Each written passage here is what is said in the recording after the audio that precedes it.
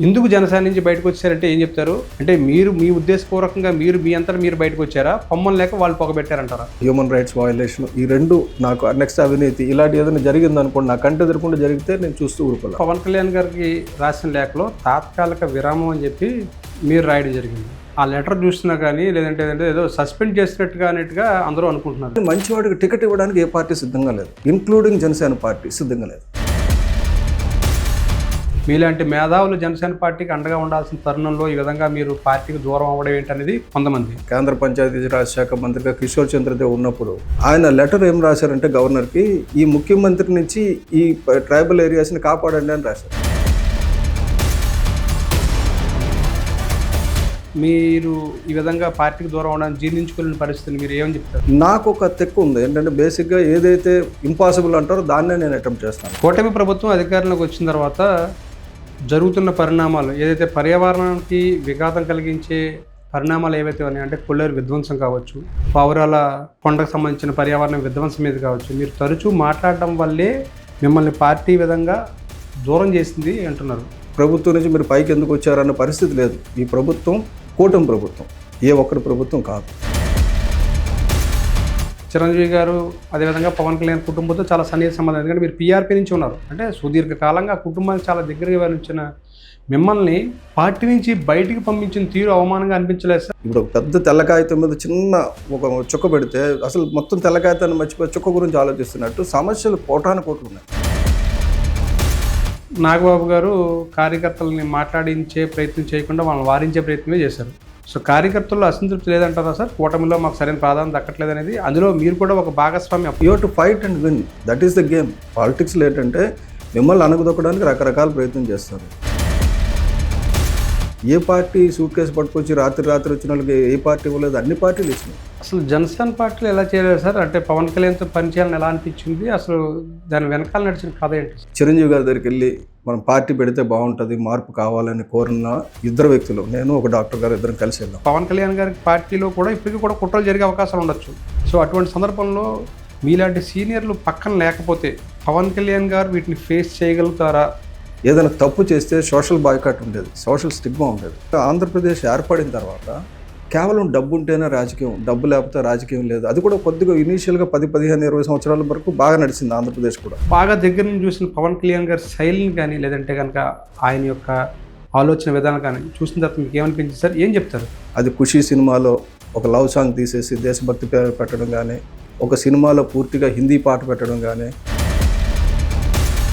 ఈ national integration మీద ఆయనకి విపరీతమైన ఇచ్చి ఉంది. 2 చోట్ల పోటీ చేసిన తర్వాత ఓడిపోయిన పరిస్థితుల్లో ఆయన్ని 19 నుంచి 24 వరకు చూసుకుంటే కనుక వైఎస్ఆర్సీపీ పదే 2 చోట్ల ఓడిపోయారు అనేదే పదే ఆయన పిన్ పాయింట్ చేసేది. నియంతలే పాలించాలి, జగన్మోహన్ రెడ్డి లాంటి నియంత మంచిదే పాలన, కానీ మంచి నియంత అయితే పర్వాలేదు.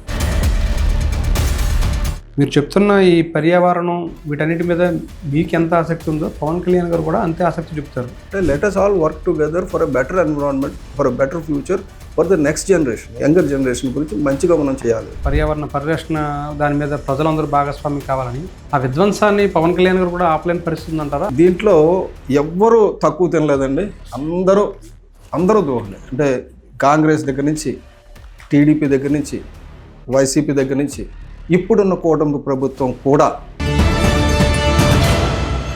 నమస్తే, పొలిటికల్ మీడియాకి స్వాగతం. నా పేరు వినాయక్. ఈరోజు మనతో పాటు మాట్లాడబోయే గెస్ట్ జనసేన మాజీ సీనియర్ నేత, అదేవిధంగా ప్రముఖ పర్యావరణవేత్త బొలిశెట్టి సత్యనారాయణ గారు. ఆయనతో మాట్లాడదాం. సార్ నమస్తే. సార్ నమస్తే అండి వినాయక్ గారు. సార్, ఇప్పుడు చాలా మందిలో అంటే మీకు సంబంధించి జనసేన పార్టీ నుంచి మీరు ఇటీవలే బయటికి రావడం జరిగింది. ఈ నేపథ్యంలో చాలా మందిలో చాలా రకాలుగా అపోహలు ఉన్నాయి, అనేక అనుమానాలు ఉన్నాయి. బొలిశెట్టి సత్యనారాయణ గారు బాగా దగ్గర పవన్ కళ్యాణ్ గారికి, చాలా కీలకంగా పార్టీలో ప్రతిపక్షంలో ఉన్నప్పుడు వ్యవహరించారు, అధికారంలో ఉన్నప్పుడు కూడా చాలా కీలకంగా వ్యవహరించారు. అటువంటి వ్యక్తి ఎందుకు జనసేన నుంచి బయటకు వచ్చారంటే ఏం చెప్తారు? అంటే మీరు మీ ఉద్దేశపూర్వకంగా మీ అంతటా మీరు బయటకు వచ్చారా? పొమ్మలు లేక వాళ్ళు పొగబెట్టారంటారా? అంటే ఇది ఈ మీడియా అన్నది మీకు తెలుసు, రకరకాల డిఫరెంట్ ఫిల్టర్స్ ఉంటాయి మీడియాకి వార్తలను చూసేటప్పుడు. నేను ఏం చేసినా సరే నా సోషల్ మీడియాలో కానీ చాలా క్లియర్గా ఉంటాను. నేను నా నా సోషల్ మీడియా ట్విట్టర్ చూశారనుకోండి, environment conservationist and Jana Sainik అని ఉంటుంది. Janasena general secretary, Janasena party ఉండదు. జన సైనిక్ అంటే సోల్జర్. రెండోది ఏమంటే జనసేన పార్టీ నుంచి నేను పైకి వెళ్ళాను లేదు అన్నది కాదండి. బేసిక్గా ఏంటంటే నేను ఒక కేసు 2020లో ప్రభుత్వం మీద ఒక కేసు వేశాను. కేసు వేసినప్పుడు ఏమైపోయిందంటే అది అప్పుడు ప్రభుత్వం మీద కేసు వేసినట్టు అప్పుడు పర్యావరణ మంత్రి వాళ్ళు అందరూ అంటే సెక్రటరీ, మెంబర్ సెక్రటరీ వాళ్ళందరూ కూడా రెస్పాన్సిబుల్ చీఫ్ సెక్రటరీ. ఇప్పుడు మనం అధికారంలోకి వచ్చాం, కూటమి అధికారంలోకి వచ్చింది. కూటమి అధికారంలోకి వచ్చిన తర్వాత కూటమి తాలూకా జనసేన కీలకమైన పర్సన్ ఎవరు ఉన్నారో పవన్ కళ్యాణ్ గారు, ఆయన జనసేన పార్టీ అధ్యక్షుడే కాకుండా పర్యావరణ శాఖ మంత్రి కూడా. నేను కళ్యాణ్ గారిని ఒక 3 నెలల క్రితం కలిసి ఇలాగా ఒక కేసు విషయం నేను కేసు ఫైల్ చేశాను గత ప్రభుత్వం టైంలో. అది పొల్యూషన్ మీద, వైజాగ్లో ఉన్న జల, వాయు, భూగర్భ, సముద్ర కాలుష్యం మీద కేసు వేశాను. అది ఇప్పుడు హీరింగ్లో ఉంది. ఇప్పుడు నేను ప్రధాన కార్యదర్శి పర్యావరణం అని నేను, అలాగే పర్యావరణ శాఖ మంత్రిగా మీరు ఉంటుండగా జడ్జి గారు ఏమనొచ్చంటే, సార్ అది మీరు పిటిషనర్ మీరు సాల్వ్ చేయాల్సింది మీ మంత్రి గారు, మీ పార్టీ ప్రెసిడెంట్ కూడా, మీరు కూర్చొని తేల్చకుండా నా దగ్గరికి ఎందుకు వచ్చారు అనొచ్చు. కాబట్టి నేను ఈ పర్యావరణ ప్రధాన కార్యదర్శి పదవి నుంచి మిగతా పదవుల నుంచి తప్పుకొని జస్ట్ ఆర్డినరీ కార్యకర్తగా ఉంటాను. దానికి మీరు డిసైడ్ చేసుకున్నారా? నేను ఇప్పుడు డిసైడ్ చేసుకోవడం కాదు, డెసిషన్ మీ చేతిలో ఉందని ఒక 2 పేజీలు లెటర్ ఆయన చేతిలో పెట్టాను. సో దానికి ఆయన మళ్ళీ ఇప్పుడు నిన్న పార్టీ ఆఫీస్ నుంచి ఇలాగ మీ అనుబంధం లేదు, పార్టీతో అనుబంధం లేదు, ఆయన సొంత కారణాల వల్ల, వ్యక్తిగత కారణాల వల్ల ఆయన వెళ్ళిపోయారు అని ఆయన అడిగారు, వెళ్ళిపోతానన్నారు, పవన్ కళ్యాణ్ గారు అనుమతించారని పెట్టారు. వాస్తవం. బేసిక్గా ఏంటంటే వ్యక్తిగత కారణం ఏమి ఉండదు. నాకు ఉన్నది ఏంటంటే పర్యావరణం, అటు ప్రజాస్వామ్యం లాగా బేసిక్గా ఏంటంటే హ్యూమన్ రైట్స్ వయలేషన్, ఈ 2 నాకు. నెక్స్ట్ అవినీతి, ఇలాంటి ఏదైనా జరిగింది అనుకోండి, నా కంటి ఎదురకుండా జరిగితే నేను చూస్తూ ఊరుకోలే. బేసిక్గా దట్స్ మై బిగ్గెస్ట్. మీరేమో పవన్ కళ్యాణ్ గారికి రాసిన లేఖలో తాత్కాలిక విరామం అని చెప్పి అవును మీరు రాయడం జరిగింది. ఆయన చూస్తే ఆ లెటర్ చూస్తున్నా కానీ లేదంటే ఏదో సస్పెండ్ చేసినట్టుగా అన్నట్టుగా అందరూ అనుకుంటున్నారు. ఏం చెప్తారు సార్? అంటే కరెక్ట్. ఇప్పుడు నేను అడిగింది తాత్కాలిక విరామం అని చెప్పడంలో, ఎందుకంటే నేను వెళ్ళిపోతున్నానని చెప్పడం కరెక్ట్ కాదని. ఆయన ఒక రకంగా నన్ను పూర్తిగా విముక్తుని చేస్తే నేను ఫైట్ చేయడం ఈజీ అవుతుంది నాకు. ఈ must have thought about me. నేను ఎలాగ చూస్తానంటే, నేను పాజిటివ్ సైడ్ నాకు, ఎందుకంటే కళ్యాణ్ గారి గురించి కొద్దిగా తెలిసిన వాడుగా ఒక పాజిటివ్గా నేను ఆలోచిస్తాను. కాబట్టి ఇది ఏమైనా సరే ఇది పార్టీకి వ్యతిరేకమో, పార్టీకి అనుకూలమో, పార్టీ గురించి కాకుండా పర్యావరణం గురించి యుద్ధం చేయడానికి నాకు పూర్తి స్వేచ్ఛనిచ్చారు. సో అంటే మీ నిర్ణయాన్ని, అంటే ఏదైతే మీరు జనసేనకి దూరమయ్యే నిర్ణయాన్ని మీరు ఏదైతే తీసుకున్నారో మీ అభిమానులు జీర్ణించుకోలేని పరిస్థితి.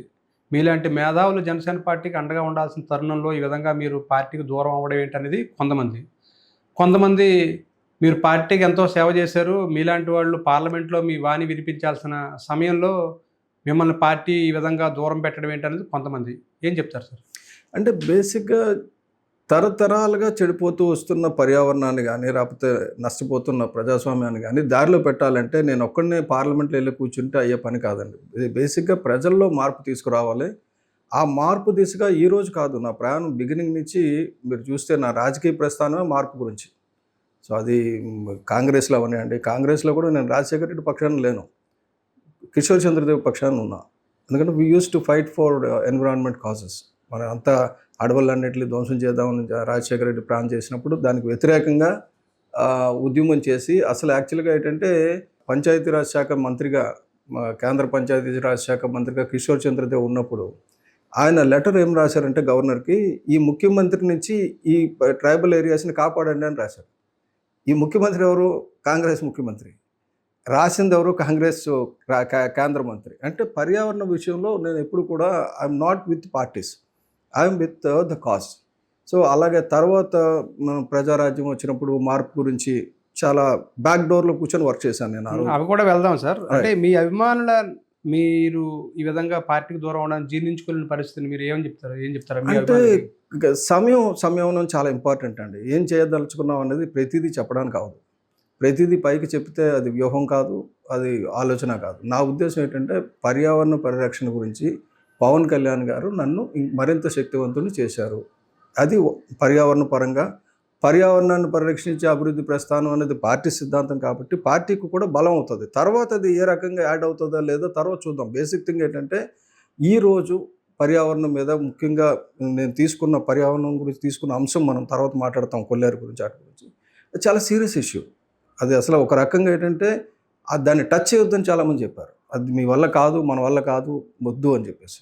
నాకు ఒక తెక్కు ఉంది ఏంటంటే బేసిక్గా ఏదైతే ఇంపాసిబుల్ అంటారో దాన్నే నేను అటెంప్ట్ చేస్తాను. నాకు అది ముందు నుంచి అలవాటు. అన్నిటిలోనే నేను సక్సెస్ అయ్యాను. నేను అటెంప్ట్ చేసిన ఇందులోనే నేను ఫెయిల్ అవ్వలేదు. కూటమి ప్రభుత్వం అధికారంలోకి వచ్చిన తర్వాత జరుగుతున్న పరిణామాలు ఏదైతే పర్యావరణానికి విఘాతం కలిగించే పరిణామాలు ఏవైతే ఉన్నాయో, అంటే కొల్లేరు విధ్వంసం కావచ్చు, పావురాల కొండకు సంబంధించిన పర్యావరణ విధ్వంసం మీద కావచ్చు, మీరు తరచూ మాట్లాడడం వల్లే మిమ్మల్ని పార్టీ విధంగా దూరం చేసింది అంటున్నారు. అంటే అది ఎవరు అనుకున్న వాళ్ళు అలా అనుకోనియండి. నా ఉద్దేశం ఏంటంటే నేను పైకి వచ్చింది వాటిలన్నిటిని రక్షించడానికి.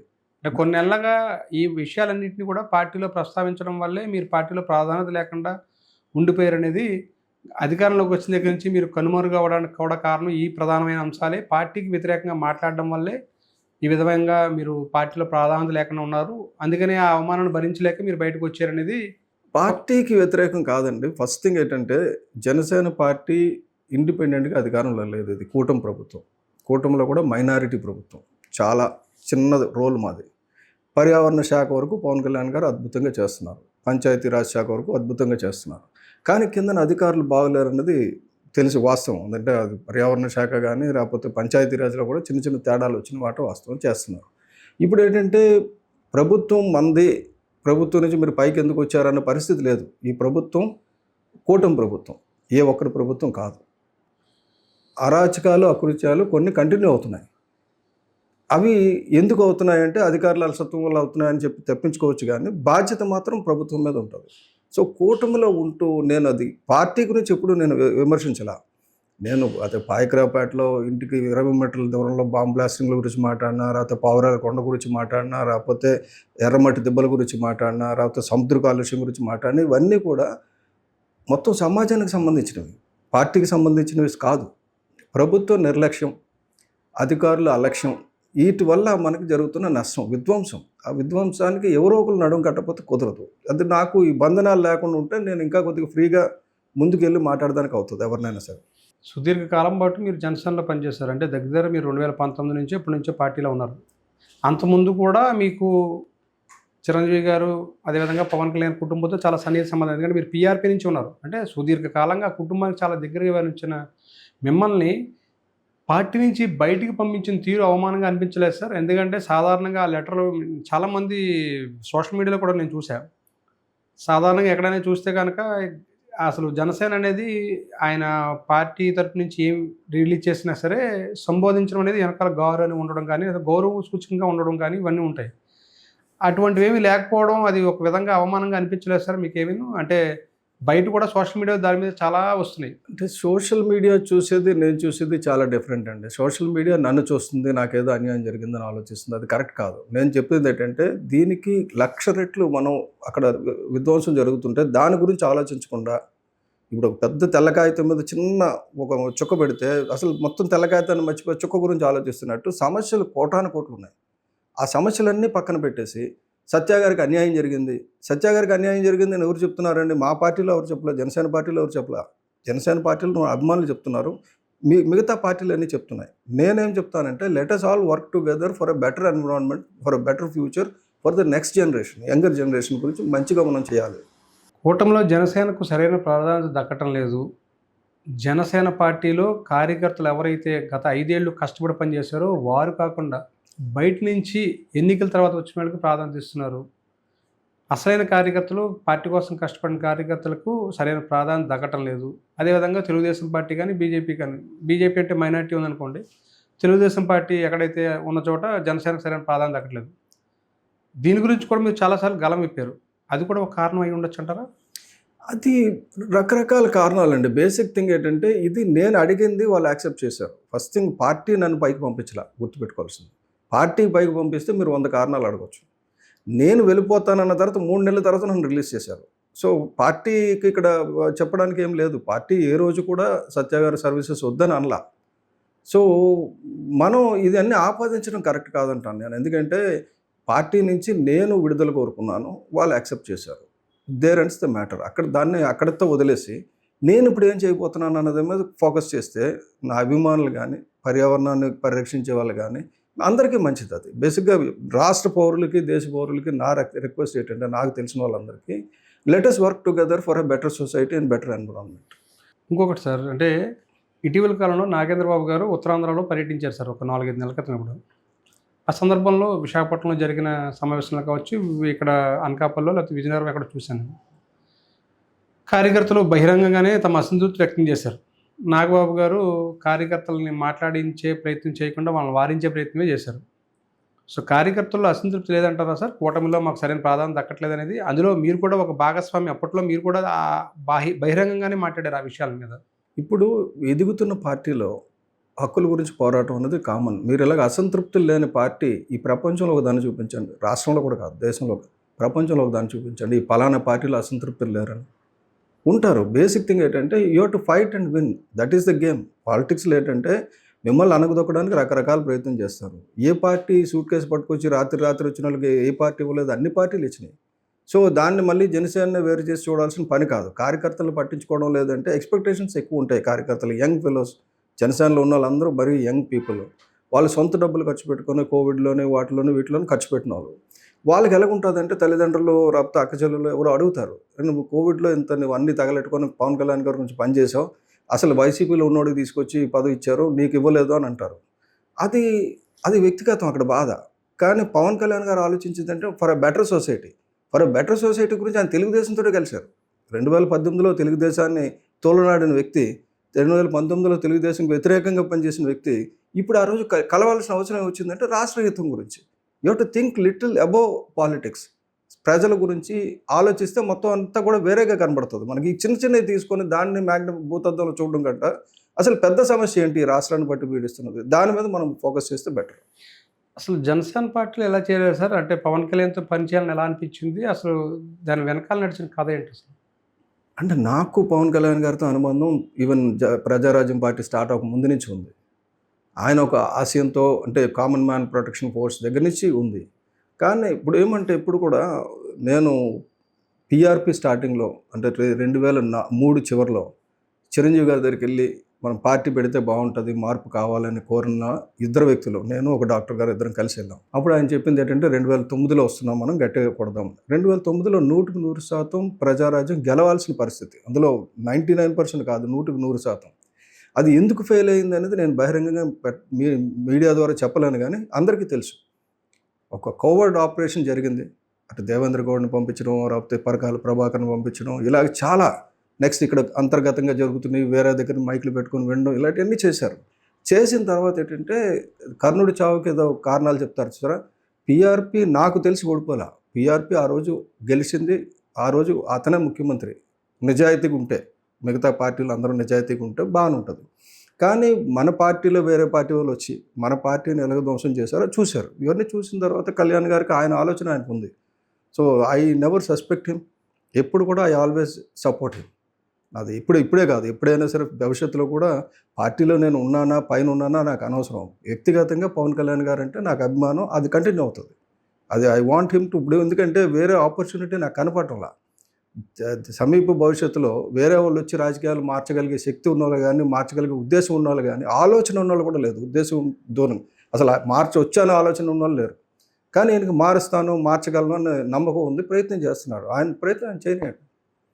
నేను ఎలా చూస్తానంటే నా ప్రయాణం అప్పటి నుంచి కంటిన్యూ అవుతుంది. నా ప్రయాణం ఒక వ్యక్తితో మొదలెడితే ఆ వ్యక్తి అయినా చనిపోవాలా, నేనైనా చనిపోవాలి. నా రిలేషన్ కట్ అవ్వదు ఎప్పుడు కూడా. అది మా శాస్త్రి గారితో కానీ, రాజేంద్ర సింగ్ గారితో కానీ, గోపాల్ గౌడ్ గారితో కానీ, పవన్ కళ్యాణ్ గారితో కానీ, ఇలా పెద్దలందరితో నా రిలేషన్ ఎలాగుంటుందంటే it's not out of any expectations. ఏదైనా ఆలోచన అంటే పలానది కావాలని అసోసియేట్ అయితే దొరకకపోతే dissatisfaction. We're trying to do something together. ఎక్కడి వరకు ఎవరి మార్గంలో వాళ్ళు చేస్తారు. We want to bring change in the society. We want to eradicate pollution. We want to eradicate corruption. We're working in different ways. Pawan Kalyan garu ఆయన దారిలో పనిచేస్తున్నారు. నాదైతే పార్టీ నుంచి పైకి వెళ్ళాను కానీ నేను పార్టీ నుంచి పైకి నా అంతటి నేను అడిగితే ఆయన రిలీజ్ చేశారు. పార్టీ నుంచి నన్ను పైకి గంటారు అన్నది కరెక్ట్ కాదు. రెండోది ఏంటంటే నా యుద్ధంలో డెఫినెట్గా ప్రతి ఒక్కరు భాగస్వామ్యం అవుతారు. ఎందుకంటే ఇది సొసైటీస్ గురించి సంబంధించిన యుద్ధం. నా వ్యక్తిగతంగా నా పదవి గురించో కాంక్ష గురించో నేను చేయడం లేదు. మీరు జనసేనలో ఏ విధంగా చేరారు? అంటే మీకు మొదటి నుంచి కూడా పీఆర్పీ పెట్టకముందు నుంచి కూడా వాళ్ళతో అనుబంధం ఉంది. ఎప్పుడు అనౌన్స్ అయింది సార్? అంటే జనసేన పార్టీ పెడుతున్నామని కానీ మీరు రావాలని కానీ కోరారా? అంటే మధ్యలో కొంత విరామం తీసుకున్న పరిస్థితి ఆయన 2009 తర్వాత ఆయన 14 ఐసోలేట్ అయ్యారు. అవును, కరెక్ట్. 14 వచ్చే సమయానికి ఆయన పోటీ చేయలేదు ఎక్కడ కూడా. అవును. ఆ సమయానికి మీరు ఇంకా అప్పటికి పార్టీలో కూడా మీరు చేరినట్లేదు. అంటే పార్టీలో చేరకపోవడం అనేది లేదండి. పవన్ కళ్యాణ్ గారు పార్టీ పెట్టినప్పుడు, పార్టీ అనౌన్స్ చేసినప్పుడు అదే హాల్లో నేను ఉన్నా. నేను కాంగ్రెస్ పార్టీలో ఉన్నప్పటికీ ఆ హాల్లో నేను ఉన్నా. అక్కడ జరిగిన ఒక కుట్ర, హాల్లోకి ఖాళీ చూపించాలని చెప్పేసి ఆ హాల్లో జనాలు రానివ్వకుండా పాసులన్నీ కొంతమంది తీసుకొని, పైనేమో వేలాది మంది జనం ఉన్నారు, లోపలేమో హాలు 1/3 కూడా ఫుల్ అవ్వాల. అప్పుడు మళ్ళీ నేను కళ్యాణ్ గారికి మెసేజ్ పంపించి, సార్ ముందు పాసులు లేకుండా పైన జనం ఉన్నారు, వాళ్ళు అలౌ చేయండి, హాల్ ఫుల్ అయితే బాగుంటుంది, లేకపోతే హాల్ ఫుల్ లేకుండా ఉంటే మీరు పిలిచిన పిలుపుకి రాకుండా ఉంటారని. అంత కుట్ర జరుగుతుంది. అంటే ఆయన ఆవిర్భావ మొట్టమొదటి ఆవిర్భావానికే వెనకతల కుట్ర జరిగింది. ఆ రోజు నేను లోపల ఉండి పైన మా మనుషులు ఉండి ఇంతమంది ఉన్నారనగానే ఆయన ఎస్ అని సెక్యూరిటీ క్లియరెన్స్ ఇవ్వగానే కరెక్ట్గా పావు గంటలో మొత్తం హాల్ అంతా నిండిపోయింది. లేకపోతే 1/3 ఉంది హాల్. ఇలా ఇది జరుగుతుంటే నేనేంటంటే నేను కళ్యాణ్ గారు చేరారు సార్? మీరు 19లో చేరినట్టున్నారుగా? అంటే అఫీషియల్ ఓపెన్గా జాయిన్ అయింది 18లో వచ్చానండి. దానికంటే ముందు నేను జరిగింది ఏంటంటే కళ్యాణ్ గారితో నేను పార్టీ జాయిన్ అవ్వకుండా నేను పైనుండి సపోర్ట్ చేస్తానన్నది నా ఇంటెన్షన్. ఆయన కూడా ముందు జాయిన్ అవ్వమన్నప్పుడు నేను తీసుకోలే, వేరే అతన్ని పంపించాను. సరే తర్వాత ఒకరోజు ఆయన పోరాట యాత్ర చేసినంతసేపు అన్ని దిక్కులా నేను నా భార్య వీవర్ దేర్ విత్ హిమ్. మాదేంటంటే దూరం నుంచి ఒక మార్పు గురించి ఒక పని చేస్తున్నాడు, ఆయనకు సపోర్ట్ చేయాలనే ఉద్దేశంతో నేను నా భార్య ఇద్దరం కూడా ఎంటైర్ పోరాట యాత్ర అంతా తిరిగినప్పుడు అయిపోయిన తర్వాత ఆయన వైజాగ్ వచ్చిన తర్వాత అక్కడ ఏదో జాయినింగ్స్ ఉన్నాయి, అర్జెంటుగా ఫోన్ చేసి మీరు ఇచ్చి వాళ్ళు జాయిన్ అవ్వండి. సరే ఇది కరెక్ట్ కాదేమో అంటే లేదు మీరు వచ్చి జాయిన్ అవ్వండి. సో అది ఏంటంటే ఈ మార్పు గురించి చేస్తున్న పోరాటంలో 2003 డిసెంబర్ నుంచి కొంతమంది కలిసి పోరాటం చేస్తున్నాం. ఈ మార్పు తీసుకొద్దాం, సమాజంలో డబ్బు లేని రాజకీయం తీసుకొద్దాం, కొద్దిగా అంటే వ్యవస్థను మారుద్దామని చూస్తాం. అంటే మా ప్రయత్నం అయితే కొనసాగుతుంది. అప్పటి నుంచి ఆయనతో కంటిన్యూగా ఉన్నారు. అఫీషియల్గా 18లో చేరారు. అవును. మీరు ఇందాక ఒక మాట చెప్పారు సార్, పీఆర్పీలోనూ మీరు స్వయంగా కుట్రలు చూశారు, కోవర్ట్ ఆపరేషన్స్ జరగడాన్ని చూశారు. పార్టీ 18 సీట్లు రావడం ఆ సమయంలో దగ్గర ఒక 500, 300, 1000 ఓట్ల తేడాతోటి ఒక 30 సీట్లు పైగా కోల్పోవడం. నిజంగా 30 సీట్లు వచ్చి ఉంటే ఆ రోజు 2009లో చక్రం తిప్పే పరిస్థితి పీఆర్పీగా ఉండేది. సో ఈ కుట్రలు మీరు బాగా దగ్గర నుంచి చూశారు. అదేవిధంగా పవన్ కళ్యాణ్ గారు జనసేన పార్టీని అనౌన్స్ చేస్తున్న సందర్భంలో కూడా మీరు స్వయంగా అక్కడ ఉండి అక్కడ జరుగుతున్న కుట్రలను మీరు కూడా అబ్జర్వ్ చేశారు.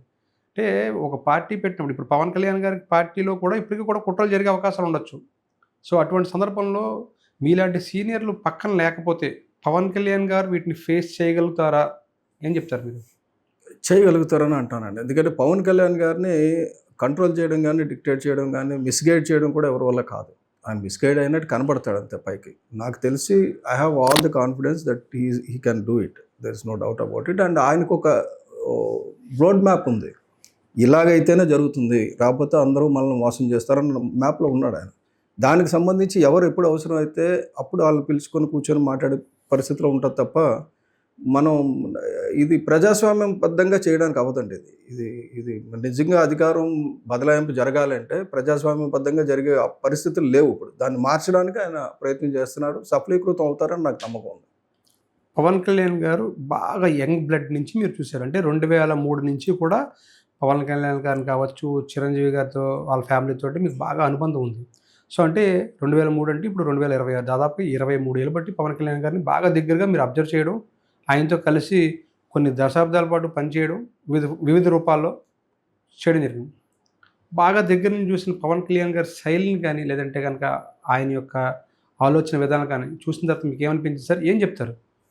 ఆయన వల్ల మార్పు వస్తుంది సమాజానికి అని ఏదైనా ఒక నమ్మకం ఉందంటారా? అంటే ఆయన ఇప్పుడు కాదండి, ఆయన గురించి ఆయన గురువు సత్యానంద్ గారు చెప్పిన మాట నేను చెప్పాలి. ఎందుకంటే సత్యానంద్ గారు గురువు నాకు ఫ్రెండ్.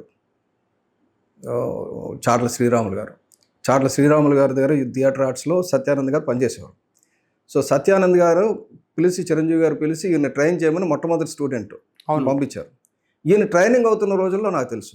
పవన్ పవన్ కళ్యాణ్ గారితో నాకు పరిచయం డైరెక్ట్గా నేను పెట్టుకోలేదు, ఎందుకంటే ఆయన ఇంట్రోవర్ట్, ఎక్కువగా మాట్లాడే మనిషి కాదు. ఆయన కూడా, సత్యానంద్ కూడా అన్నారు నాకు, సత్య గారు ఆయన పరిస్థితి లేదంటే, నాకు చిరంజీవి గారు బ్రదర్ కదా, నాకు నా ఓన్ బ్రదర్ కింద నా ఫీలింగ్ లోపల ఉంటుంది. బట్ అది అప్పటి నుంచి కూడా నేను చూస్తున్నాను. ఆయన ఒకటండి, ఆయన దేశభక్తి గురించి కానీ, ఆయనలో ఉన్న పోరాటం గురించి కానీ శంకించాల్సిన అవసరం లేదు. ఎందుకంటే అది డే 1 సినిమా నుంచి, అది ఖుషీ సినిమాలో ఒక లవ్ సాంగ్ తీసేసి దేశభక్తి పేరు పెట్టడం కానీ, ఒక సినిమాలో పూర్తిగా హిందీ పాట పెట్టడం కానీ, ఇటువంటివన్నీ కూడా ఈ నేషనల్ ఇంటిగ్రేషన్ మీద ఆయనకి విపరీతమైన పిచ్చి అనాలి నిజంగా. అదే ఇది కూడా కాదు, ఒక రకమైన పిచ్చి ఉంది. అందుకే ఆయన సక్సెస్ అవుతాడని నాకు నమ్మకం ఉంది. ఎందుకంటే he can say no to anybody, including ఆయన సొంత అన్నయ్యకి నో చెప్పగలడు, ఎవరికైనా నో చెప్పగలడు. ఆయన ఇవాళ నో చెప్పడం లేదు కొన్నిటికి అంటే, బికాజ్ శత్రువులకి ఛాన్స్ ఇవ్వకూడదు, వేరే వారికి ఛాన్స్ ఇవ్వకూడదని ఉద్దేశం తప్ప ఆయన నో చెప్పలేని పరిస్థితిలో లేడు. ఇంకొకటి నేను చాలా ఓపెన్గా చెప్పేది ఏంటంటే, ఆయన చాలామంది అమ్మేశాడు, అమ్ముడుపోయాడు, ప్యాకేజ్ డబ్బులు వచ్చేసినాయి, ఇది అది ఇవన్నీ కాదండి. ఆయన కొనే శక్తి ఎవరికి లేదు.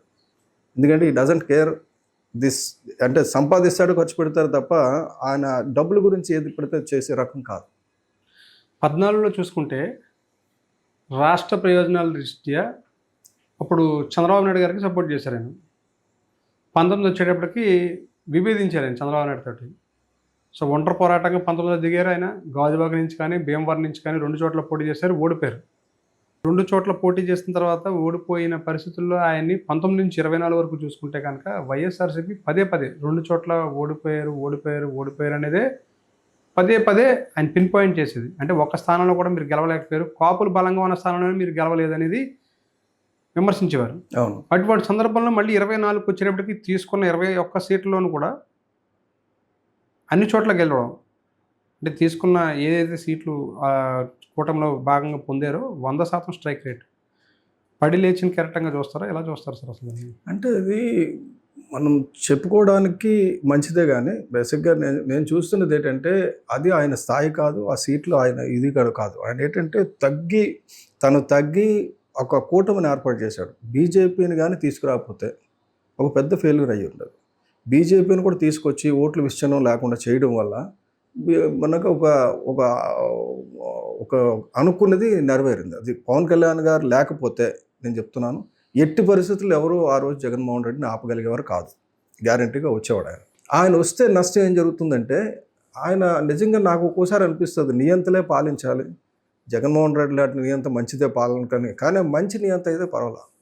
ఆయనకి ఈ పర్యావరణ విధ్వంసంలో కానీ, ప్రతి కొండల్ని ధ్వంసం చేసేసి పేదలందరికీ ఇళ్ళని, మాడాడవుల్లో పేదలందరికీ ఇళ్ళని, అంటే ఒక నేనే రాజుని నేనే నియంత్రణ అన్న పద్ధతిలో వెళ్ళాడు ఆయన. అది కాకుండా అతను కొద్ది పర్యావరణం మీద ధ్యాస ఉంటే బాగుండేది. ఏ పాలకులకైనా నేను చెప్తానండి, పర్యావరణం మీద ధ్యాస ఉన్న పాలకులు ఆ ప్రస్థానం సుదీర్ఘంగా ఉంటుంది. అలా కాకుండా పర్యావరణాన్ని విధ్వంసం చేశారనుకోండి, ప్రకృతే వాళ్ళకి శిక్ష విధిస్తుంది. నాకు అది నమ్మకం, చాలా సీరియస్ నమ్మకం ఉంది. పవన్ కళ్యాణ్ గారు ఇప్పుడు కూటమి ప్రభుత్వం అధికారంలోకి వస్తుంది, డిప్యూటీ సీఎం. మీరు అంటున్న ఏదైతే ఈ పర్యావరణానికి సంబంధించి, అటవీ శాఖకు సంబంధించి ఆయన ఆ మంత్రిత్వ శాఖను నిర్వహిస్తున్నారు. మీరు చెప్తున్న ఈ పర్యావరణం వీటన్నిటి మీద మీకు ఎంత ఆసక్తి ఉందో పవన్ కళ్యాణ్ గారు కూడా అంతే ఆసక్తి చూపుతారు. పర్యావరణ పరిరక్షణ మీద కానీ, మొక్కల పెంపకం మీద కానీ, లేదంటే కనుక ఎక్కడైనా సరే పర్యావరణానికి విఘాతం కలిగితే చూస్తూ ఊరుకోలేని పరిస్థితి. ఆయన ప్రతిపక్షంలో ఉన్నప్పుడే ఊరుకోలేని పరిస్థితి. ఇక్కడ ఋషికొండ కూడా ఆ రోజు రావడం జరిగింది ఇక్కడ. అటువంటి వ్యక్తి ఇప్పుడు మంత్రిగా, డిప్యూటీ సీఎంగా పర్యావరణ పరిరక్షణ మీద ఏమీ చేయలేని పరిస్థితులు ఉన్నారంటారా? ఏమీ చేయలేని పరిస్థితి కాదండి. బేసిక్గా ఆయన కొన్ని చాలా మంచి నిర్ణయాలు తీసుకున్నారు. అటవీని పెంచడం విషయంలో కానీ, లేకపోతే ఈ ఎక్స్ట్రా మడ అడవులను పెంచడం విషయంలో కానీ, ఇవన్నీ మంచి నిర్ణయాలు తీసుకుంటున్నారు. కానీ ఏది కూడా మార్పు అనేది ఒక్కసారి సాధ్యం కాదండి. Unless until you change the వ్యవస్థని మారిస్తే తప్ప. నెక్స్ట్ ప్రజలు మారాలి, ఎక్కడికక్కడ ప్రజలు కస్టోడియన్స్గా మారితే తప్ప కేవలం ప్రభుత్వం అనేది ఏం చేయలేదు. ప్రభుత్వం బేసిక్గా నేను ఒకటి చెప్తానండి, మీ ద్వారా ప్రజలకు తెలియాల్సింది, మనకి స్వాతంత్రం రాకముందంతా కూడా మనం బ్రహ్మాండంగా హ్యాపీగా ఉన్నాం. అంటే పోరాటాలు చేసాం. 800 ఏళ్ళు ముస్లిమ్స్తో యుద్ధాలు చేసాం, 200 ఏళ్ళు బ్రిటిష్తో యుద్ధం చేసాం. ఏనాడు మనం ధర్మం తప్పలా, ధర్మబద్ధంగా ఉన్నాం. మనకు స్వాతంత్రం వచ్చే రోజుకి లంచం తీసుకుంటే వాడిని ఇంట్లో రానిచ్చేవారు కాదు. ఏదైనా తప్పు చేస్తే సోషల్ బాయ్కాట్ ఉండేది, సోషల్ స్టిగ్మా ఉండేది. కానీ ఇప్పుడు రాను రాను ఏమైందంటే మన ఆంధ్రప్రదేశ్ ఏర్పడిన తర్వాత కేవలం డబ్బు ఉంటేనే రాజకీయం, డబ్బు లేకపోతే రాజకీయం లేదు. అది కూడా కొద్దిగా ఇనీషియల్గా 10, 15, 20 సంవత్సరాల వరకు బాగా నడిచింది ఆంధ్రప్రదేశ్ కూడా. ఎప్పుడైతే డబ్బు రాజకీయం వచ్చిందో, డబ్బు రాజకీయం ఎవరు ఇంట్రడ్యూస్ చేశారో మన అందరికీ తెలుసు, మళ్ళీ నేను పేరు చెప్పక్కర్లా. డబ్బు వచ్చిందో, డబ్బు లేకపోతే అసలు రాజకీయాలకు పనికిరారు. అసలు ప్రజలేమో ఉచితంగా ఓట్లేస్తారు, ఎలక్షన్ కమిషన్ ఏమో ఎవరి దగ్గర నుంచి డబ్బులు అడగదు, ఓటు ఫ్రీగా ఇస్తుంది. మంచివాడిని గెలిపించడానికి అసలు ఇక్కడ ఏమీ అడ్డంకులు లేవు. కానీ మంచివాడికి టికెట్ ఇవ్వడానికి ఏ పార్టీ సిద్ధంగా లేదు. అంటే మంచివాడికి టికెట్ ఇవ్వడానికి ఏ పార్టీ, ఇంక్లూడింగ్ జనసేన పార్టీ, సిద్ధంగా లేదు. ఎందుకంటే ఓడిపోతామేమో, మంచివాడికి టికెట్ ఇస్తే ఓడిపోతాం. నేను ఎలాగో 21% స్ట్రైక్, 100% స్ట్రైక్ రేట్ అని గొప్పగా చెప్పుకుంటున్నాం కదా. 100%లో మనం 100% పీపుల్ మనం పేదవాళ్ళకి ఇచ్చామా సీట్లు ఇదివరకులాగా? లేదు. అలాగా ఆ ప్రయత్నం చేసి చిరంజీవి గారు ఫెయిల్ అయ్యారు. 100 మందికి బీసీలకు సీట్లు ఇచ్చిన పార్టీ ఈ రాష్ట్రంలో ఏది లేదు, ఈ దేశంలో ఏది లేదు. చిరంజీవి గారు ఇచ్చారు ప్రజారాజ్యంలో. మరి అందరూ ఓడిపోయారు కదా. నిజంగా బీసీలు 85% బీసీలు ఉన్న దగ్గర 100 సీట్లు చిరంజీవి గారు బీసీలకు ఇచ్చినప్పుడు ఆ బీసీలు అందరూ కానీ ఇది మాకు సీట్ ఇచ్చాడు, ఇది కరెక్ట్ అని అనుకుంటే గెలుద్దురు. కానీ గొర్రె కషాయం నమ్మనట్టు బీసీ వాళ్ళు ఆ ఓసీలు నమ్ముతారు, మిగతా వాళ్ళు నమ్ముతారు తప్ప చిరంజీవి గారిని నమ్మలేదు. ఇటువంటి మార్పు రావాలంటే కొద్దిగా అనుభవపూర్వకంగా వస్తుందండి. ప్రజలు అన్నిటికన్నా ఇంపార్టెంట్ ఏంటంటే ఇప్పుడు ప్రజలు మార్పు రావడానికి అవకాశం ఎక్కువ ఉంది. కారణం ఏంటంటే సోషల్ మీడియా వచ్చింది. సోషల్ మీడియా కొంతవరకు విచ్చలవిడిగా సోషల్ మీడియాని మిస్యూజ్ చేసుకొని ఎవరు ప్రశాంత్ కిషోర్ లాంటి వ్యక్తులు బేసిక్గా రాజకీయాల్లో కూడా తీసుకొచ్చి మేనేజ్మెంట్ తీసుకొచ్చి పెట్టేసి, పొలిటికల్ మేనేజ్మెంట్ తీసుకొచ్చి ప్రజలు ఆలోచించనివ్వకుండా టీవీలో ఏం చూపిస్తే అదే నిజం, సోషల్ మీడియాలో ఏది కనిపిస్తే అదే నిజం అన్న పరిస్థితికి వెళ్ళిపోయారు. మళ్ళీ మనం వెనక్కి తీసుకురావాలి. ఈ వెనక్కి తీసుకొచ్చే పరిస్థితిలో నేను చూస్తున్నది ఏంటంటే ఇప్పుడు పంచాయతీలు బాగుపడుతుంది. పంచాయతీలకి ఇన్నాళ్ళకి ఆలోచన వచ్చింది, మనకి కొంత డబ్బు ఉంది, మనకు ఒక వ్యవస్థ ఉంది, మన ఊరు మనం బాగు చేసుకోవచ్చు, మన ట్యాక్స్లు మనం తీసుకోవచ్చు, మన కాలువలు మనం వేసుకోవచ్చు అన్నది ఇప్పుడు అర్థమవుతుంది. ఇంకొక 2-3 సంవత్సరాలు అయింది అనుకోండి, పంచాయతీ సర్పంచ్లకు ఇంపార్టెన్స్ వస్తుంది. నాకు ఎన్నికలు ఎప్పుడు జరుగుతాయో నాకైతే నమ్మకం లేదు. ఎందుకంటే ఎన్నికలు వెంటనే జరిగిపోతాయంటే ఈ పాటికి తతంగం జరగాలి, జరగడంలా. ఎందుకంటే మళ్ళీ అధికారుల పాలన వచ్చి మళ్ళీ ఇదంతా మన చేతిలో పెట్టుకోవాలనేది ట్రై చేస్తారు. ఇప్పుడు ఎక్కడికక్కడ ఎవరికి మట్టుగా వాళ్ళు ఏంటంటే ఇప్పుడు ఎమ్మెల్యేలకు ఇంపార్టెన్స్ తగ్గిపోతుంది అని ఒక బాధ ఒకటి ఉంది. సో ఎమ్మెల్యేస్కి ఇంపార్టెన్స్ ఇవ్వాలి కదా, మళ్ళీ మనం వచ్చి ఎలక్షన్స్లో గెలాలి కదా అని మళ్ళీ అదొక ప్రస్తావన రావచ్చు. కానీ పంచాయతీలు ఎలాగైతే గాంధీ గారు చెప్పారో, మీ దేశాన్ని మీరు ఎలా పాలించుకుంటారు మీకు అవగాహన లేదు కదా అంటే, ఎక్సెప్ట్ డిఫెన్స్ మిగతాదంతా కూడా మేము మా గ్రామాలు చేసుకుంటాం, మా గ్రామ స్వరాజ్యం ఉంది, గ్రామాల ప్రకారం చేసుకుంటాం అని చెప్పేసి అన్నారు. సో ఆ కాన్సెప్ట్లోకి ప్రజలు తీసుకెళ్లే ప్రయత్నం చేయాలి. అది జరుగుతుంది, కానీ ఎంతవరకు జరుగుతుంది, ఎంతవరకు సఫలీకృతం అవుతాం, ఎన్నాళ్ళ తర్వాత సఫలీకృతం అవుతామో తెలియదు. కానీ ఒక ప్రయత్నం అయితే మొదలైంది. అది 2004 నుంచి మొదలైంది. 2009లో కొద్దిగా అంకురార్పణ వచ్చింది. ఇప్పుడు 2014లో జనసేన ద్వారా ఇంకొక నెక్స్ట్ లెవెల్కి వచ్చింది. 2024లో కొన్ని సీట్లు తెచ్చుకొని కొంత బలం పుంజుకుంది. ఇది ఒక ఆలోచన, ఒక విత్తనం, తర్వాత మొక్క, తర్వాత వృక్షం ఎదిగింది.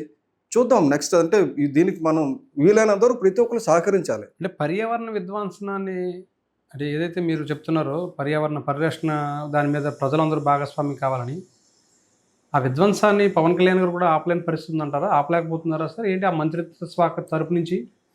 అంటే ఇప్పుడు ప్రాబ్లం ఏమంటే, ఇప్పుడు మా ఇంటి ఎదురుకుండా ఇక్కడ ఒకటి ఉంది, ఇల్లు కడుతున్నారు, 7 అంతస్తులు ఇల్లు కడుతున్నారు, 240 గజాల్లో, 260 గజాల్లో. అది 1000 గజాల్లో అంత దానికి పర్మిషన్ ఇవ్వాలంటే 1000 గజాలు ఉండాలి స్థలం. కానీ 200 గజాలు పర్మిషన్ ఇచ్చారు. కారణం ఏంటంటే ఒక పెద్ద బిల్డరు ఆయన కడతాడు, దాన్ని ఆపడం లేదు. నేనేమంటానంటే వ్యవస్థ అక్కడి నుంచి మొదలు పెట్టాలి. అంటే నా వీధిలో జరిగింది, నేను కంప్లైంట్ ఇచ్చాను దాని మీద. అలాగే ప్రతి దగ్గర ఎక్కడ తప్పు జరిగినా, చిన్న తప్పు జరిగినా అక్కడ కంప్లైంట్ ఇవ్వాలి. అది నెక్స్ట్ పవన్ కళ్యాణ్ గారు మార్చగలరా మార్చలేరా పర్యావరణాన్ని అంటే, పర్యావరణం అనేది ఒక శాఖ కానీ ఒక వ్యక్తి కానీ మార్చేది కాదండి. ప్రజలు మార్చాలి, ప్రజలు చైతన్యవంతులు చేయాలి ముందు. ఇప్పుడు పర్యావరణంలో పవన్ కళ్యాణ్ గారు ఏం చేస్తున్నారంటే, ప్రతి విలేజ్లో అక్కడ గోశాలలు పెట్టడం కానీ, లేకపోతే విలేజ్లో చిన్న వనాలను పెట్టడం కానీ, ఆయనకు వీలైనంత వరకు ఇంప్లిమెంట్ చేసుకుంటూ పోతున్నాడు గ్రాడ్యువల్గా. అది ఎఫెక్ట్ టైం తర్వాత తెలుస్తుంది. ఇప్పుడు ఇమ్మీడియట్గా నేను ఎఫెక్ట్ అయిపోతుంది అంటే చెప్పలేను. కానీ పర్యావరణ శాఖ అనేది 2 రకాలండి. ఒకటి ఏంటంటే కాలుష్యం, వాయు కాలుష్యం, కెమికల్ ఎఫ్లూయెంట్స్, ఇవన్నీ. ఈ జల కాలుష్యం అనేది మనకు అగ్రికల్చర్ నుంచి కూడా వస్తుంది. ఎందుకంటే రసాయనిక ఎరువులు వాడడం మనం ప్రారంభించిన దగ్గర నుంచి ఎప్పుడైతే మనం డిఏపి అమ్మోనియా ఇంపోర్ట్ చేసుకోవడం ఇంపోర్ట్ చేసాం మొదలు పెట్టాం, మన భూమిని మనం నాశనం చేసుకుంటున్నాం. అప్పటి వరకు మనం ప్రకృతి వ్యవసాయం చేసేవాళ్ళం, భూమి కూడా సారవంతంగా ఉండేది. ఇప్పుడు ఏమైంది, మనం ఎక్కువ ప్రొడక్షన్ కావాలని పీకేస్తున్నాం. ఎక్కువ ప్రొడక్షన్ కావాలని పీకేస్తే భూమి చచ్చిపోద్ది. చచ్చిన తర్వాత ఏం చేస్తాం మేము? ఆ భూమిని బతికించాలంటే మన వల్ల కాదు. ఇప్పుడు అమరావతిలో చూడండి, అక్కడ నల్లరేగడి భూమి, సారవంతంగా 3 పంటలు కూడా పండేవి. 3 పంటలు పండిన భూమిని మనం దాన్ని ఇళ్ళ కన్స్ట్రక్షన్ అక్కడ మొదలు పెట్టేదానికంట దాన్ని పక్కన పెట్టుకొని అక్కడ అంటే రైతుల నుంచి ఎక్వైర్ చేయొద్దని నేను చెప్పను, ఆ రైతులు అన్యాయం అవ్వాలని నేను చెప్పను. ఏదైతే సారవంతమైన భూమి ఉందో దానికి ఇంకా ఎక్కువ రేట్ ఇచ్చి ఎక్వైర్ చేసి అది గవర్నమెంట్ కంట్రోల్లో పెట్టుకొని అది అగ్రికల్చర్ పర్పస్కి వాడితే ఇంకా ఎక్కువ డబ్బు వస్తుంది. ఒకటి. రెండోది వాతావరణం చల్లబడుతుంది. 3 నీరు వస్తుంది. 4 ఉపాధి ఉంటుంది, లక్షల మందికి ఉపాధి దొరుకుతుంది. నీరు ఎక్కడి నుంచి వస్తుంది అంటే అది ఏమంటారు దాన్ని, ఫ్లడ్ ప్లైన్స్ ఉన్నాయి అక్కడ. 30 మీటర్ల ఫ్లడ్ ప్లైన్ ఉంది అక్కడ. 30 మీటర్ల ఫ్లడ్ ప్లైన్ కిందనే అంతా నీరే. అందులో ఫ్లడ్ ప్లైన్లో 50% వాటర్ ఉంటుంది ఇప్పుడు కూడా. దాని నుంచి కానీ మీరు వాటర్ తీసుకుంటే ఇప్పుడు ఢిల్లీ ఉందనుకోండి, మనం ఎక్కడెక్కడి నుంచో వాటర్ తెచ్చుకుంటున్నాం, టెహరీ డ్యామ్ నుంచి అక్కడి నుంచి. అలా కాకుండా ఇక్కడ అమరావతికి మొత్తం నీరు మన కృష్ణా నుంచే తీసుకోవచ్చు, అది కూడా ఫిల్టర్డ్ వాటర్ తీసుకోవచ్చు. అవన్నీ మనం చెప్పాము మీరు వరకు. అది కూడా వెళ్దాం సార్, అమరావతి గురించి కూడా వేరే చెప్తాను. ముఖ్యంగా మనం చూస్తే విశాఖ తీర ప్రాంతంలో విపరీతంగా పెరుగుతున్న కాలుష్యం సార్, జల కాలుష్యం పెరిగిపోతుంది విపరీతంగా. కాకినాడ దగ్గర మడ అడవులు ధ్వంసం అయిపోతుంది పూర్తిగా. ఆ మడ అడవుల వల్లే కాకినాడ తీర ప్రాంతం పూర్తిగా రక్షణలో ఉందనేది సైంటిఫిక్ రీజన్స్తో సైంటిస్టులు చెప్పిన విషయం. ఆ మడ అడవులే లేకపోతే ప్రతి తుఫాను కూడా కాకినాడనే తాకిది. అవును. ఆ తర్వాత మనం చూస్తే కనుక ఇప్పుడు దాదాపుగా మనం 50 ఏళ్ళలో గడిచిన 50 ఏళ్ళు చూస్తే కనుక కొల్లేరు దాదాపుగా సగం పైగా కుచించుకుపోయింది. ఒకప్పుడు కొల్లేరు, ఇప్పుడు కొల్లేరు చూస్తే ఇప్పుడు కొల్లేరు ఎండిపోయిన కొల్లేరులాగా ఉంది. అక్కడ వాటరే లేదు అసలు కనీసం చూస్తే. అక్కడ రొయ్యల చెరువులు విపరీతంగా పెంచేయడం, నిబంధనల విరుద్ధంగా గడిచిన 1 దశాబ్ద కాలం పైన 2 దశాబ్దాల నుంచి అక్కడ విపరీతంగా రొయ్యల చెరువులు, అనుమతులు ఉండవు, ఏముండవు, దాన్ని పెంచడం. ఇట్లా వీటన్నిటిని ఎలా చూస్తాం సార్? ఇప్పుడే ఈ మంత్రిత్వ శాఖ చూస్తున్న పవన్ కళ్యాణ్ గారి దృష్టికి ఈ సమస్యలన్నీ వెళ్ళాయా? వాటి మీద ఆయన ఏ విధంగా స్పందిస్తున్నారు? ఉప్పాడ దాని గురించి అయితే నేను చూసాను, ఆయన స్వయంగా ఆయన నియోజకవర్గంలో ఉంది కాబట్టి ఉప్పాడ తీర ప్రాంతం అది ముందుకు ఇంకా రావడం, అది ఉప్పాడ గ్రామం దాదాపుగా చూస్తే ఒక గడిచిన 2 దశాబ్దాల్లో ఒక 2-3 మీటర్ల ముందుకు వచ్చేసింది. అక్కడ గుడి ఉండేది, గుడి కూడా కొట్టుకుపోయింది సార్ యాక్చువల్గా. ఆయన దాని మీద ప్రత్యేకంగా కాన్సన్ట్రేషన్ చేయాలి. ఆ విధంగా ఇటువంటి సమస్యలన్నీ ఆయన దృష్టికి వెళ్ళాయా? ఏం చేస్తే బాగుంటుంది? వాటి మీద ఏమైనా పోరాటాలు చేస్తున్నారా? మీరు ఆల్రెడీ కొన్నింటికి కోర్టు కూడా వెళ్ళారు కొన్ని విషయాలు. అవును. కొల్లేరు విషయానికి వస్తే దాన్ని నేను ఒక లైఫ్ అంబిషన్గా తీసుకున్నాను. ఇప్పుడు నా రిమైనింగ్ లైఫ్ ఏంటంటే కొల్లేరుకి అంకితం. కారణం నా ఇదివరకు ఇప్పుడు ఏంటంటే కొంప కొల్లేరు అయిపోయింది, లేకపోతే ఈ వ్యవసాయం కొల్లేరులాగా ఉంది అంటే కొల్లేరు అంటే ఒక నెగిటివ్ ఎనర్జీ కింద తీసుకొచ్చారు. కారణం ఏంటంటే అక్కడ రూల్ ఆఫ్ లా లేదు. రోడ్స్ చిన్న గట్ల మీద నుంచి వెళ్ళడంతో అక్కడ కొంతమంది రాక్షసులు తయారయ్యారు. మీరు కొల్లేటి కాపురం ఒక పాత సినిమా 50 ఏళ్ళ క్రితం ఒక సినిమా వచ్చింది కృష్ణుడు, చూస్తే అక్కడ కొల్లేటిలో అక్కడ ఏం చెప్తే వాళ్ళు ఏం చెప్తే అదే ఈ రోజుకి అది జరుగుతుంది. అది అంటే 50 ఏళ్ళ క్రితం వచ్చిన సినిమాలో ఏం చూపించాడో విలన్ ఏం విలన్ ఎలాగైతే చేస్తారో ఆ ఊర్లో ఉన్న పెద్దలు అదే పరిస్థితి ఈ రోజుకి ఉంది. కొల్లేరు గురించి నేను కట్టుబాట్లని పేరు చెప్తారు. నేను కొల్లేరుకి సంబంధించి నేను చాలా డీటెయిల్ స్టడీ చేశానండి. 1975 నుంచి 2025 వరకు ఇది చూస్తే ఇది కొల్లేరు బ్లూగా కనబడుతున్న కొల్లేరు 1975, ఈ 89, 99, 2005, 2010, 2015, 2020, 2025 వచ్చేసరికి ఎలా మారిపోయింది చూసారు. రెడ్ మార్కులు అంతా ఏంటి సార్? అవి చేపల చెరువులు అండి. ఓకే. సో గ్రీన్ అంతా కూడా వాటర్, ఈ బ్లూ అంతా వాటర్. సో ఇప్పుడు పూర్తిగా ఆల్మోస్ట్ అయిపోయింది. సో దీనికి నేను ఏం చేశానంటే ఇది మీకు 75లో చూస్తే ఇంత డీటెయిల్గా ఇవన్నీ కూడా యాక్యురేట్ మ్యాప్స్ అండి. గూగుల్ నుంచి, బోన్ నుంచి, నాసా నుంచి అన్నిటి నుంచి తీసుకొని చాలా క్రోడీకరించి చేసిన మ్యాప్స్ ఇవి, చిన్నవి కాదు. అలాగే 89లో మీకు 75లో చూస్తే ఇలాగ ఉంది కదా, 89లో దీనికి స్పాటకం మచ్చలు వచ్చినట్టుగా వచ్చినాయి. ఇవన్నీ కూడా ఎన్క్రోచ్మెంట్స్ అన్నమాట. అప్పుడు స్టార్ట్ అయింది. 99 వచ్చేసరికి ఇక్కడికి వచ్చింది. సో 2005 వచ్చేసరికి ఇంకా పెరిగింది. సో 2010 వచ్చేసరికి ఇక్కడికి వచ్చింది. 2015 వచ్చేసరికి ఇంకా మీకు డీటెయిల్గా మ్యాప్స్ అన్నీ నేను త్వరలో మీడియా ద్వారా ఇస్తాను ప్రజలకి. ఇక్కడ వచ్చింది 2020 మ్యాక్సిమం వెళ్ళిపోయింది. 2025 అంటే గత ప్రభుత్వం కాబట్టి దీంట్లో ఎవ్వరూ తక్కువ తినలేదండి.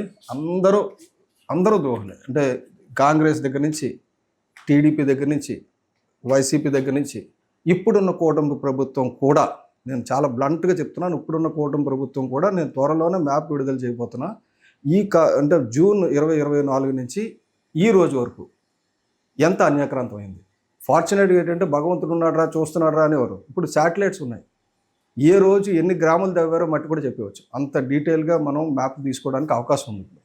సో ఇప్పుడు దాదాపు 450-500 ఎకరాలు కబ్జా అయింది ఇప్పుడు మన గవర్నమెంట్ వచ్చిన తర్వాత. కారణం ఏంటంటే అధికారులు ఎవరు చెప్పాలి? పవన్ కళ్యాణ్ గారు ఆపలేరా అంటే పవన్ కళ్యాణ్ గారు ఏమంటారు? నివేదిక అడుగుతారు. నివేదిక అడిగితే అధికారి ఎక్కడేమో ఆపలేదండి ఇస్తాడు. ఏం చేయాలి? సో ఎవరో ఒకరు పోరాడి దాన్ని వెలుగులోకి తీసుకురావాలి. మీకు ఇంకా ఇంపార్టెంట్ విషయం ఏంటంటే కొల్లేరు అన్నది 1999లో వైల్డ్ లైఫ్ యాక్ట్ ప్రకారంగా దాన్ని శాంచురీ కింద డిక్లేర్ చేశారు. ఒక వైల్డ్ లైఫ్ శాంచురీలో ఏ రకమైన కన్స్ట్రక్షన్ చేయడానికి దేనికి పర్మిషన్ లేదు. ఆ తర్వాత 2002లో దీన్ని రామ్సార్ సైట్ కింద గుర్తించారు. రామ్సార్ అంటే ఇంటర్నేషనల్ వెట్లాండ్. ఇంకొకటి ఏమంటే ఈ కొల్లేరు అనేది కృష్ణా గోదావరి మధ్యలో ఉన్న సరస్సు అండి. అది ఫ్లడ్ బ్యాలెన్సింగ్ రిజర్వాయర్ లాగా యాక్ట్ చేస్తుంది. కృష్ణాలో ఎక్కువ ఫ్లడ్స్ వస్తే కొల్లేరుకి వచ్చేస్తాయి, గోదావరిలో ఎక్కువ ఫ్లడ్స్ వచ్చినా కొల్లేరుకి వస్తుంది. దీనికి కొల్లేరుకి మెయిన్ ఫీడర్స్ 2 ఉన్నాయి. బుడమేరు అని ఒకటి, తమ్మిలేరు అని ఒకటి. ఆ తర్వాత ఎర్రకాలువ, ఇటువంటివన్నీ ఇంకో 4 ఉన్నాయి. బట్ ఈ బుడమేరుని ఏం చేసామంటే బుడమేరు డైవర్షన్ కెనాల్ అని చెప్పి వస్తున్న నీరంతటినీ కృష్ణాలో కలిపేశాం. దానివల్ల ఏమవుతుందంటే బుడమేరు నుంచి, కృష్ణా నుంచి, విజయవాడ నుంచి కొల్లేరు వరకు ప్రవహిస్తూ రావాల్సిన నీరు డైవర్ట్ అయిపోయి అటు వెళ్ళిపోయింది. ఎందుకంటే అక్కడ విజయవాడలో రియల్ ఎస్టేట్కి, ఈ దిగువ ప్రాంతం అంతా రియల్ ఎస్టేట్కి వాడుకోవడానికి ఇగైన్ అన్ని పార్టీలు, I'm not saying any single political party కాదు, అన్ని పొలిటికల్ పార్టీల తరగతి మనుషులు అక్కడ ఉన్నారు. అందరికీ అందాల్సిన వాటాలు అందిపోతున్నాయి. కాబట్టి ఎవరు దాని గురించి మాట్లాడే పరిస్థితుల్లో లేరు. కొల్లేరుకి వెళ్ళాల్సిన బుడమేరుని ఆపేయడం వల్ల కొల్లేరు ఎండిపోయింది. ఇందాక మీరు అన్నారు మీ మాటల్లో కొల్లేరు ఎండిపోయిందని. కొల్లేరు ఎండిపోలేదు, కొల్లేరుని ఎండగట్టాం. ఎందుకు ఎండగట్టామంటే ఇక్కడ విజయవాడ కింద దిగువ ప్రాంతం అంతా కూడా, కొల్లేరు పరివాహక ప్రాంతం అంతా కూడా రియల్ ఎస్టేట్ మాఫియా కబ్జా చేసుకోవడానికి, కొల్లేరుని కూడా 10వ కాంటూరు నుంచి 5వ కాంటూరు వరకు తినేసాం. 5వ కాంటూరు నుంచి 3వ కాంటూరు తినేయడానికి ఆల్రెడీ ఏర్పాట్లు అయిపోయినాయి. ఆఖరికి ఏంటంటే ప్రభుత్వ పరంగా ఇప్పుడు కాదు, 2008లో రాజశేఖర రెడ్డి గారు ఉన్నప్పుడు కానీ, ఇప్పుడు కానీ 2016లో కానీ మనం తీర్మానాలు చేసేసి ఇచ్చేసాం. అసెంబ్లీ తీర్మానాలు చేసేసి ఇంకొక 40,000 ఎకరాలు మనం బదలాయింపు చేసేస్తే అక్కడ రైతులందరూ బాగుపడతారు, కొల్లేరు బాగుపడుతుంది. కొల్లేరు బాగుపడడం అంటే ఏంటి? నాశనం చేశాడు. కొల్లేరు బాగుపడడం అంటే కొల్లేరుని రియల్ ఎస్టేట్ కింద మార్చాడు. కొల్లేరు అన్నది మనం ఆలోచిస్తే ఈరోజు అక్కడ ఏమీ చేయకుండా ఉంటే కూడా మనం వరల్డ్ నుంచి బోల్డ్ డబ్బు తీసుకోవచ్చు కార్బన్ క్రెడిట్స్ కింద. ఎందుకంటే అది కార్బన్ సెక్రేషన్ అంటే కర్బన ఉద్గారాలు తీసుకుంటుంది అది భూమిని. నెక్స్ట్ ఏంటంటే ఈ కొల్లేరు ప్రాంతం సజీవంగా ఉండాలంటే బర్డ్స్ రావాలి. ఆ బర్డ్స్ తాలూకా డ్రాపింగ్స్ వల్ల మీకు అక్కడ మత్స్య సంపద పెరుగుతుంది. వచ్చేసి చేపలు తినేసి వెళ్ళిపోవడం లేదు. అవి ఆ మత్స్య సంపదని సృష్టించి వెళ్తున్నాయి భావితరాలకి. మనం తినడానికి, ఇంకోళ్ళు తినడానికి. అవి చేపలు తింటున్నాయి, పెద్ద పెద్ద చేపలు మిగుతాయి. కానీ వాటి బర్డ్స్ డ్రాపింగ్ వల్ల కొల్లేరులో బయోడైవర్సిటీ పెరిగి అక్కడ జీవం అభివృద్ధి చెందుతుంది. కాబట్టి దాన్ని నాశనం చేస్తున్నాను. దాని గురించి నేను పైకి వచ్చి దీని మీద ఆల్రెడీ మోడీ గారికి ఉత్తరం రాశాను, కేంద్ర పర్యావరణ శాఖ మంత్రిగా రాశాను. ఎందుకంటే ఇది no more state property. Kolleru సరస్సు అనేది 2002 నుంచి it's an international property and government of India is responsible for its security and state is obligated to see that there is no encroachments. 2006లో సుప్రీంకోర్టు జడ్జిమెంట్ ఇచ్చింది, తీర్పు ఇచ్చింది. కొల్లేరుని ఆక్రమణలు అన్నింటినీ తొలగించమని. వెంటనే ఆపరేషన్ కొల్లేరు అని చెప్పేసి రాజశేఖర రెడ్డి గారు లవ్ అగర్వాల్ పెట్టేసి డమాల్ అనగానే మొత్తం అన్ని మీడియాల్లో చూపించేసి ఇంకేట్ అయిపోతుంది, కొల్లేరు స్వాధీనం అయిపోతుందని. అప్పటికి 32% స్వాధీనం ఆక్రమణ ఉంటే 15% మేము తీసేసాం, మిగతాది కూడా తీసేస్తున్నాం. జస్ట్ 80-85% ఉంది తీసుకున్నాం, ఇంకో 15% ఉంది మేము తీసేసుకుంటామని కోర్టుకి సబ్మిట్ చేశారు, అయిపోయింది. ఆ తర్వాత ఎంత తినేశారంటే ఇంకొక 45% తినేశారు. అంటే 15% కొల్లేరు ఆపరేషన్ కొల్లేరు అని చెప్పేసి, కొల్లేరు స్వాలోయింగ్ అని చెప్పి 45% తినేశారు. ఇప్పుడు ఏంటంటే ప్రతి రాజకీయ నాయకుడికి కొల్లేరు నుంచి వచ్చిన డబ్బులు కావాలి. ఇది ఇంకొకటి ఏం చూపిస్తారు, ఇక్కడ నుంచి చేపలు ఎక్స్పోర్ట్ అవుతున్నాయి, ఫిష్ ఎక్స్పోర్ట్స్ మ్యాక్సిమం ఎక్స్పోర్ట్స్ కొల్లేరు నుంచే జరుగుతున్నాయని. ఏమంటే కొల్లేరు నుంచి జరుగుతున్నాయో ఎక్కడి నుంచి జరిగినా కూడా మీరు దీన్ని ఎకానమిక్గా తీసుకోవడానికి లేదు. శరీరంలో కిడ్నీ అమ్మేస్తే బాగుంటుంది, మా అమ్మ కిడ్నీ అమ్మేస్తాను, మా అక్క కిడ్నీ అమ్మేస్తాను, నా కిడ్నీ అమ్మేస్తాను అంటే కరెక్ట్ కాదు కదా. ఆర్గాన్స్ అమ్మేసుకుంటున్నాం మనం. That is a living organ which is going to safeguard the entire life on this earth, the part of the global chain. అటువంటి దాన్ని మనం కొల్లేరుని నాశనం చేసుకుంటే ఏలూరులో విరేచనాలు అవుతున్నాయి, అందరూ వెళ్ళిపోతున్నారు, నీరు కాలుష్యం అయిపోయింది. నీరు కాలుష్యం, కొల్లేరుని కాలుష్యం చేస్తున్నాం మనం. ఆ తమిళేరు నుంచి మొత్తం కెమికలే వెళ్తుంది. నెక్స్ట్ అక్కడ కెమికల్ ఫెర్టిలైజర్స్ వాడకూడదని రూల్ పెట్టారు. మనకు ఈ రోజు అండి నిజంగా కొల్లేరుని కానీ మనం ప్రాపర్గా గైడ్ చేస్తాం. నేనేమంటానంటే I don't fight without a solution. ఏదైనా సమస్య ఉందనుకోండి, సమస్యకి పరిష్కారం లేకుండా మనం ముందుకెళ్ళకూడదు.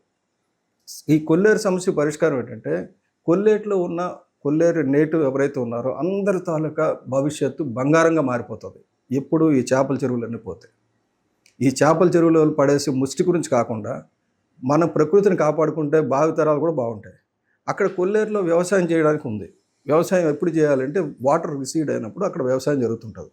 ఆ వ్యవసాయం భూములు వాళ్ళకి ఎరువులు వాడకూడదని రూల్ ఉంది. ఎందుకంటే ఆ ఎరువులు వాడడం వల్ల మొత్తం కొల్లేరుకి డ్యామేజ్ అవుతుందని. ఆ కొల్లేరులో ఉన్న రైస్ పండించే దగ్గర రైస్ ఎరువులు వాడకుండా ఉన్న రైస్ని ఎక్కువ రేటుకి ప్రభుత్వం ప్రొక్యూర్ చేయాలి, లేకపోతే దాన్ని మార్కెట్ క్రియేట్ చేయాలి. ఈ కొల్లేరు ఆర్గానిక్ రైస్, ఇది మామూలుగా రైస్ కాదు, ఇది దొరకదు మీకు పైన అంటే డబ్బులు ఇచ్చుకుంటారు, ఇబ్బంది లేదు. అటువంటివి ఏమీ చేయకుండా ఆ రైతులకు లంచం ఇచ్చేసి చేపల చెరువుల కింద దాన్ని మార్చేసి ఒక 10 ఏళ్ళ తర్వాత దేనికి పనికిరాదు, చేపల చెరువు కూడా పనికిరాదు. సో ఈ రకంగా భూములు నాశనం చేసుకుంటూ పోవడం అనేది కరెక్ట్ కాదు.